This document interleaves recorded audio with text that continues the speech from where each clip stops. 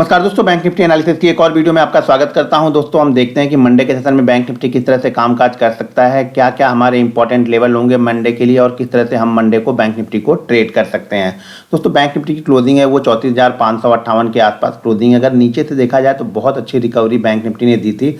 Bank Nifty ने लो लगाया है 33,930 के आसपास का इसने लो लगाया है और उसके बाद से हमने जाके क्लोजिंग की है 34,550 के आसपास, यानी नीचे से देखा जाए तो लगभग 650 पॉइंट की रिकवरी हमने की है। और यहाँ पे एक इंपॉर्टेंट हैमर कैंडल बनी है। हैमर कैंडल भी काफ़ी अच्छे डाउनफॉल के बाद में यहाँ पे हैमर कैंडल बनी है। तो अगर हम इस हैमर कैंडल के हाई के ऊपर सस्टेन करते हैं, यानी हैमर कैंडल का जो हाई है वो है 34,780 के आसपास का, यानी 34,800 के ऊपर हम सस्टेन करते हैं। ध्यान रखिएगा, सस्टेन करने की बात बोलता हूँ। सस्टेन करने का मतलब ये है कि इसके ऊपर अगर हम 10-15 मिनट रुक गए, यानी 34,700 34,800 इस रेंज के पास मान लीजिए मार्केट कहीं पे ओपन हो जाए, 34,700 34,850 के बीच में मार्केट कहीं पे कंसोलिडेट करने लगे, वहाँ पे 15-20 मिनट अगर मार्केट रुक जाता है तो मार्केट इस मूव में फिर 35,300 के आसपास तक जा सकता है, क्योंकि 35,300 हमारा एक इंपॉर्टेंट रेजिस्टेंस है। पिछले 4-5 बार हमने यहाँ पे ट्राई किया लेकिन हमने इसको डेली चार्ट पे इसको हम ब्रेक नहीं कर पाए। तो अगर हम यहाँ पे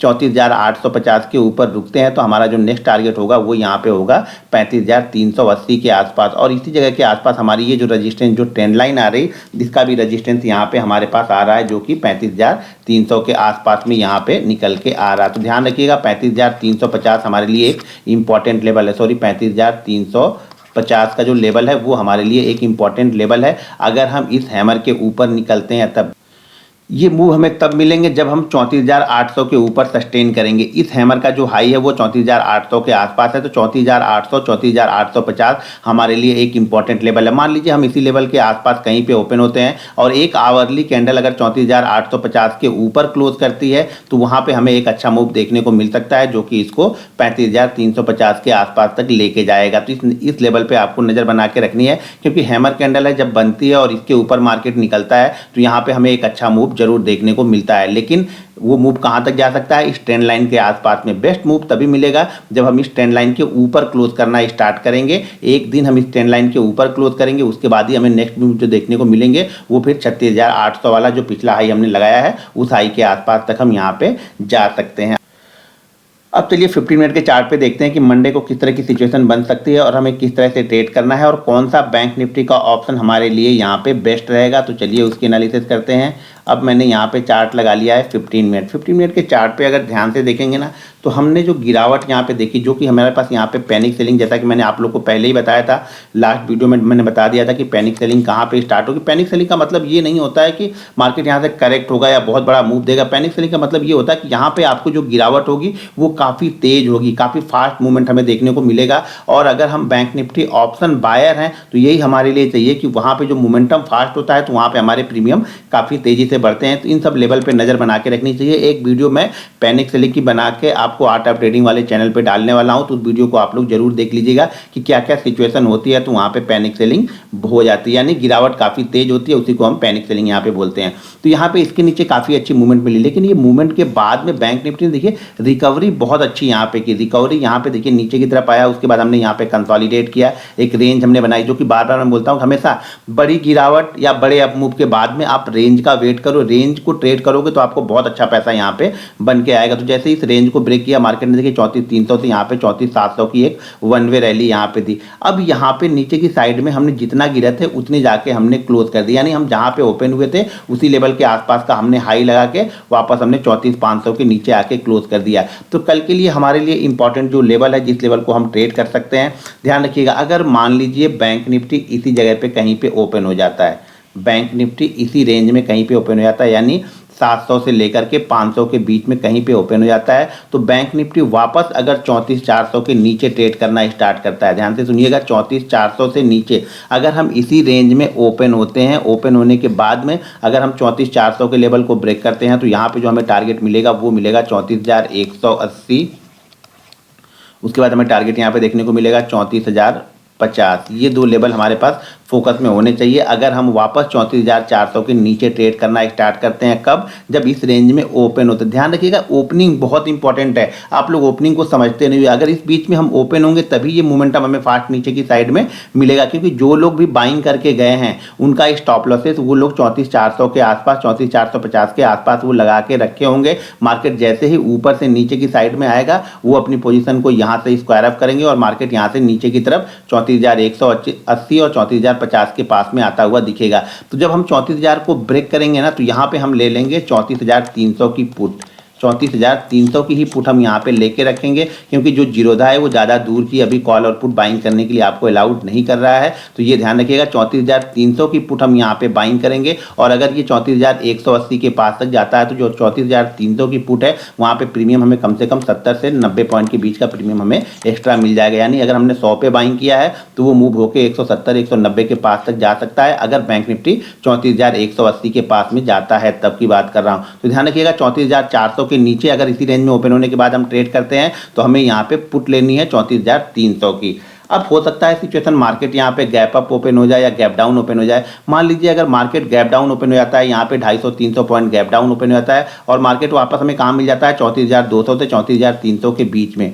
अगर इस रेंज के बीच में मिलता है तो हमें ध्यान रखिएगा, हमें कंसोलिडेट होने देना है। यहाँ पे हमें 15 मिनट 10 मिनट मार्केट को कहीं पे एक डायरेक्शनल मूव के लिए हमें वेट करना पड़ेगा, क्योंकि जब हम गैप डाउन ओपन हो जाएंगे 300-400 पॉइंट या 250 पॉइंट, तो यहाँ पे हमें इंतजार करना पड़ता है, क्योंकि फिर वॉलीटिलिटी यहाँ पे हो जाती है, फिर वो डायरेक्शन क्लियर नहीं होता है कि हम यहाँ पे कहाँ पे जा सकते हैं। तो इसलिए हमें इंतजार करना पड़ता है, एक रेंज बनने दीजिए, 5 मिनट 10 मिनट 15 मिनट की एक कैंडल बनने दीजिए, फिर उस कैंडल पे हम डिसाइड करेंगे कि अगर ऊपर की साइड में निकलता है तो वापस कहाँ तक जा सकते हैं। बड़े मूव हमें नहीं मिलेंगे, वापस हम 550 से 700 के बीच में यहाँ पे जा सकते हैं, जहाँ पे हमने क्लोजिंग की है, या फिर जहाँ पे लास्ट डे का हमारा हाई लगा है वहाँ तक हम फिर वापस यहाँ से जा सकते हैं। मान लीजिए अगर गैप डाउन इस जगह के आसपास कहीं पे हमें मिल जाए 34,000 के आसपास, तो यहाँ पे क्लियर कट हमें इंतजार करना है। और व्यू यहाँ पे बाइंग साइड का अगर व्यू बना के रखेंगे तो हमें लगता है यहाँ पे ज़्यादा पॉसिबिलिटीज है ऊपर जाने की। कब? जब हम यहाँ पे डायरेक्ट यहाँ पे 400 से 500 पॉइंट हम यहाँ पे गैप डाउन ओपन हो जाए और इसी रेंज के आसपास जहाँ पे हमने ये रेंज बनाई है इसी रेंज के आसपास आके हम यहाँ पे रेंज बनाते हैं।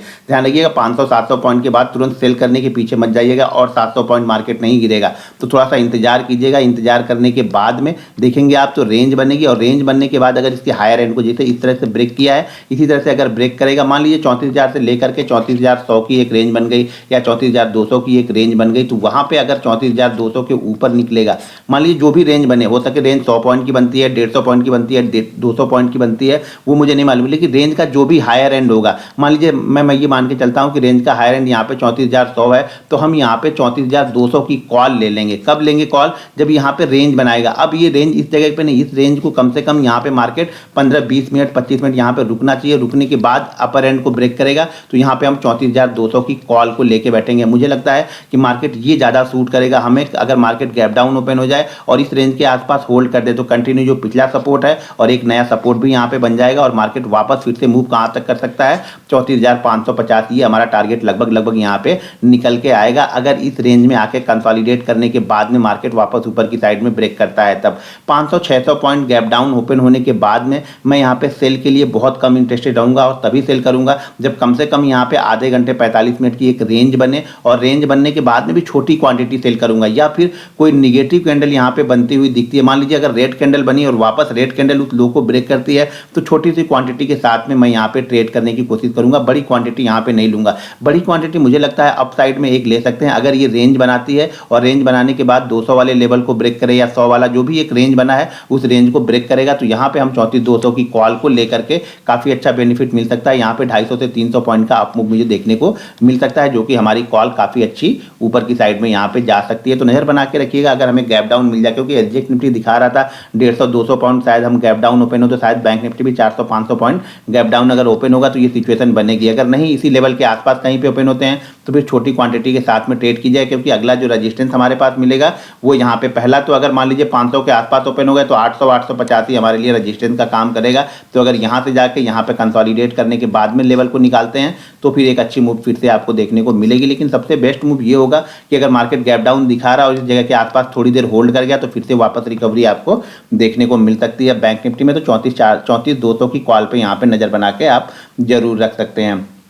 दोस्तों अगर आप भी हमारे प्रीमियम ग्रुप से जुड़ना चाहते हैं तो वीडियो के डिस्क्रिप्शन में लिंक है, उस लिंक के जरिए जाके आपको Zerodha, angel broking, up stock या अलायंस ब्लू में से किसी एक में अपना डीमेट अकाउंट ओपन कीजिए और डीमेट अकाउंट ओपन होने के साथ में जो लॉगिंग आईडी है वो वीडियो के डिस्क्रिप्शन में एक व्हाट्सअप नंबर दिया है, वहाँ पे सेंड कर देंगे तो हम आपको अपने प्रीमियम ग्रुप में ऐड कर देंगे। चलिए दोस्तों देख लेते हैं थोड़ा सा बैंक निफ्टी के स्टॉक किस तरह से मूव कर सकते हैं। ध्यान रखिएगा आप लोग बैंक निफ्टी के स्टॉक पे फोकस नहीं करते हो, इसीलिए आप लोग क्लियर कट जो ट्रेंड है उसको पकड़ नहीं पाते हो। देखिए बैंक निफ्टी आप 5-6 स्टॉक्स पे नजर रखोगे बैंक निफ्टी के तो आपको बहुत अच्छी मूव देखने को मिल सकती है और मूव के डायरेक्शन को आप बहुत अच्छी तरीके से पकड़ सकते हो। तो पहला स्टॉक हमारा एयू बैंक है, ये रेंज के अंदर में फंसा है तो यहाँ पे हमें कुछ नहीं करना है।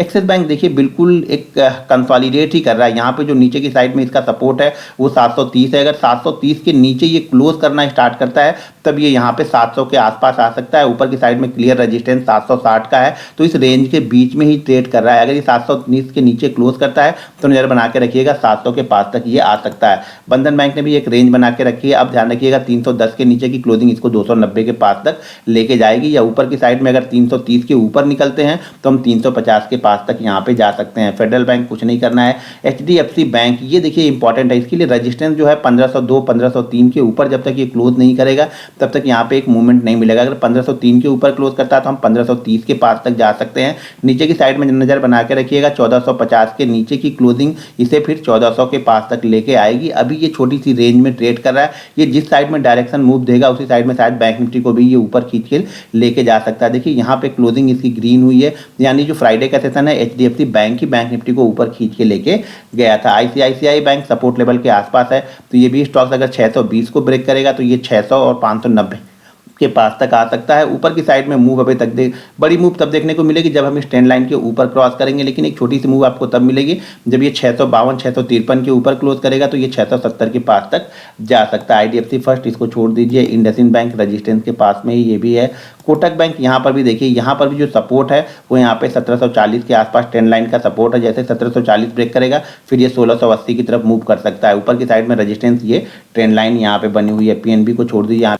आरबीएल बैंक इसका भी रजिस्टेंस देखिए, ये ट्रेंड लाइन का रजिस्टेंस मैं बहुत बार आप लोग को बताते रहता हूँ कि इंपॉर्टेंट है कि आप बिलीव करो। देखिए ट्रेंड लाइन के पास से ही ये भी स्टॉक्स मूव कर गया। यहाँ पे देखिए एक निगेटिव कैंडल बनी, उसके बाद से ये मूव करके नीचे की साइड में आया। जो सपोर्ट यहाँ पे है वो 200 के आसपास का सपोर्ट है। 200 यानी 199 के नीचे की क्लोजिंग इसको वापस 180 के पास तक लेके आएगी। एसबीआई ट्रेंड लाइन के अंदर में ही है। ऊपर की साइड में देखिए ट्रेंड लाइन का रेजिस्टेंस है और नीचे की साइड में ये ट्रेंड लाइन का सपोर्ट बना के चल रहा है। तो 400 के नीचे की क्लोजिंग इसको डायरेक्ट 370 के पास में लेके आएगी, तो नज़र बना के रखिएगा। एसबीआई पे काफ़ी बड़ा मूव एसबीआई में आपको देखने को मिल सकता है अगर ये 400 के नीचे क्लोज करता है तब। ऊपर की साइड में जो रजिस्टेंस है वो 440 445 का रजिस्टेंस हमें एसबीआई में देखने को मिलेगा। तो दोस्तों ये थी हमारी आज की वीडियो बैंक निफ्टी की। अगर बैंक निफ्टी की ये वीडियो आप लोग को पसंद आती है तो प्लीज़ वीडियो को लाइक और शेयर करना बिल्कुल मत भूलिएगा, और नए मेहमानों से रिक्वेस्ट है कि चैनल को सब्सक्राइब करके जाइएगा। मिलते हैं नेक्स्ट वीडियो में।